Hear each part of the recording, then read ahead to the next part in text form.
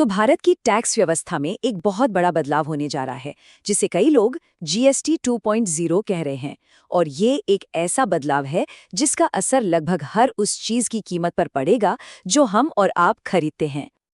तो सबसे बड़ा सवाल यही उठता है कि इस बड़े बदलाव का हम सबकी रोजमर्रा की खरीदारी पर आखिर असर होगा क्या? चलिए आज इसी को समझने की कोशिश करते हैं। तो सबसे पहले ये समझना जरूरी है कि इस बदलाव की जरूरत पड़ी ही क्यों?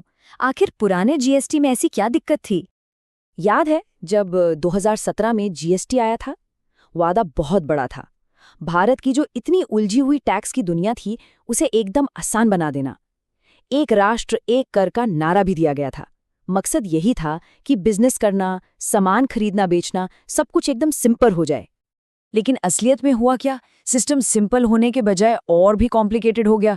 जरा सोचिए, 0%, 5%, 12%, 18%, 28% और इतना ही नहीं, इसके ऊपर से लग्जरी और सिन गुड्स पर एक अलग सेस भी था।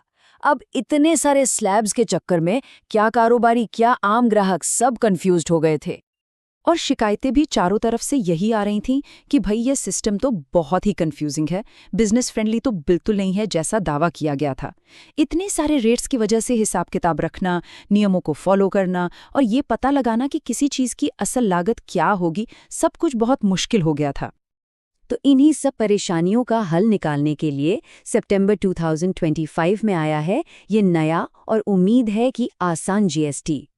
और ये है इस पूरे बदलाव का सबसे बड़ा पॉइंट। देखिए पहले क्या था, ढेर सारे स्लैब्स, और अब क्या है, एकदम सिंपल।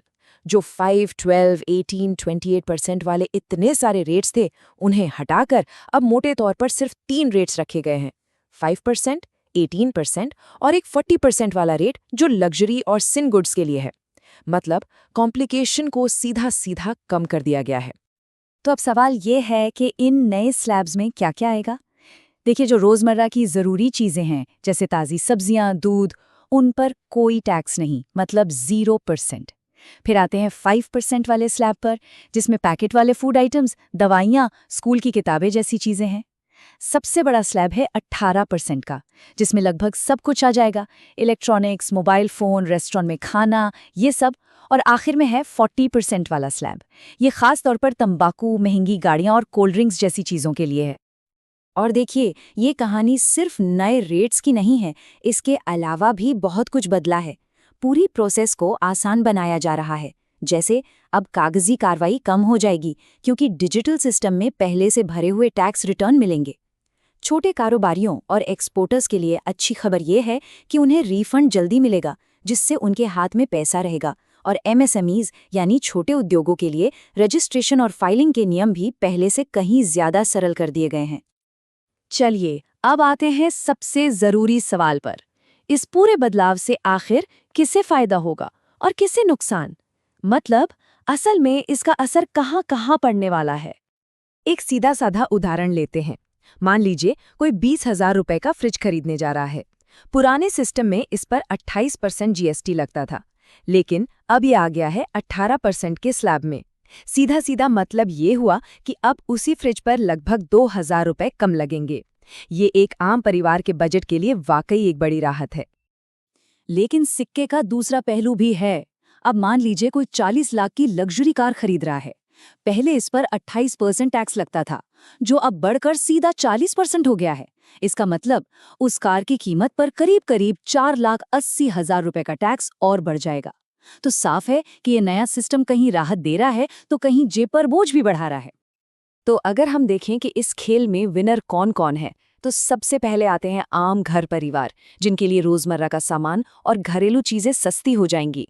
फिर है छोटे व्यापारी और एमएसएमईज, जिनकी कागजी कार्रवाई कम होगी और रिफंड जल्दी मिलेगा। और हाँ, एक्सपोर्टर्स को भी फायदा होगा, क्योंकि उनकी लागत कम होने से वो दुनिया के बाजार में बेहतर तरीके से कॉम्पीट कर पाएंगे। और अब बात करते हैं उनकी जिन्हें शायद ये बदलाव पसंद ना आए। इसमें सबसे पहले तो वो लोग हैं जो लग्जरी और सिन गुड्स खरीदते हैं, क्योंकि ये चीजें अब काफी महंगी हो जाएंगी। और दूसरा नंबर उन कारोबारियों का है जो टैक्स के नियमों का पालन नहीं करते थे, क्योंकि अब नए डिजिटल सिस्टम की वजह से टैक्स चोरी करना बहुत बहुत मुश्किल होने वाला है। तो इन सारे बदलावों के पीछे सरकार की बड़ी सोच क्या है? आखिर इस पूरे रिफॉर्म का मकसद क्या है? सरकार के इरादे काफी साफ हैं। पहला, आम परिवारों के लिए रोजमर्रा की चीजों को सस्ता करना। दूसरा, भारत में मैन्युफैक्चरिंग और एक्सपोर्ट को बढ़ावा देना। तीसरा, टैक्स चोरी और कंफ्यूजन को सिस्टम से बाहर करना। और चौथा, ज्यादा से ज्यादा बिजनेसेस को टैक्स के दायरे में लाना ताकि सरकार का रेवेन्यू भी बढ़े। तो ये सब हो कब रहा है? ये जो नई दरें हैं, ये 22 सितंबर 2025 से लागू हो चुकी हैं। और सरकार का लक्ष्य ये है कि दिवाली आते आते ये पूरा सिस्टम एकदम सही से काम करने लगे, ताकि त्योहारों की खरीदारी से पहले ही कीमतों में कमी का एहसास होने लगे। लेकिन हाँ, ऐसा नहीं है कि सब कुछ एकदम परफेक्ट है। कुछ चिंताएं और सवाल भी हैं। जैसे कुछ आलोचकों का कहना है कि सिर्फ रेट्स को सिंपल बना देना काफी नहीं है। सिस्टम में और ज्यादा ट्रांसपेरेंसी यानी पारदर्शिता की जरूरत है। एक डर ये भी है कि शुरुआत में बिजनेसेस को अपने सिस्टम अपडेट करने में कंफ्यूजन हो सकता है। और राज्य सरकारें भी इस बात को लेकर थोड़ी चिंतित हैं कि कहीं उनके रेवेन्यू में कमी ना आ जाए। तो इस पूरी कहानी का निचोड़ क्या है? निचोड़ है छोटा, सरल और स्मार्ट। जीएसटी 2.0 के पीछे का पूरा आइडिया ही यही है कि टैक्स सिस्टम को इन 3 शब्दों पर खरा उतारा जाए। तो आखिरी सवाल यही है, क्या ये वाकई एक ऐसा सुधार है जो टैक्स को आसान बनाएगा और सामान को सस्ता करेगा, या फिर ये अपने साथ कुछ नई मुश्किलें लेकर आएगा? खैर, ये एक ऐसा सवाल है जिसका जवाब तो आने वाला वक्त ही देगा।